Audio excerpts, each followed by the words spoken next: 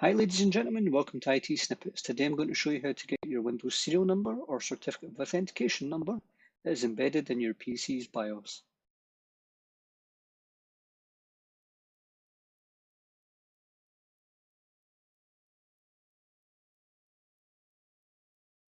We used to be able to check this number ourselves by going into Properties and Manage Our Machine, and it would show us which version of Windows we had and our serial number.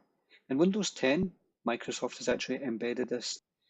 So the first thing we need to do is right-click our start bar and go to Windows PowerShell Admin. Say yes to the user account control authentication that comes up. We're going to use get WMI object for this. So let me just disappear from the corner.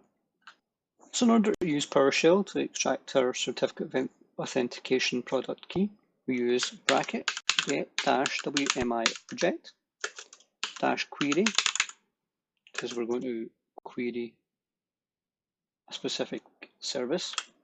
Then it's select star from, select star being select everything. For those of you happy with SQL and are a little versed in it, space, and then the object we want to select information from is software licensing service.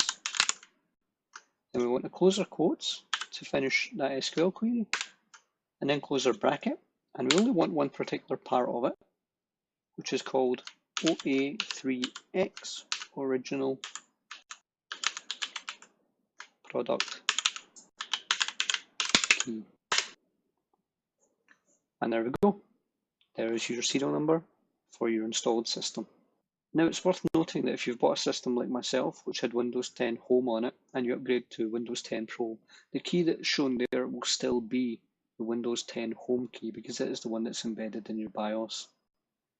Unfortunately, there's no easy way to get upgraded keys using PowerShell I'm aware of at the moment. I am looking into that, but I will have another tutorial soon showing you how to get SQL keys, Windows keys, Office keys, and everything from your system.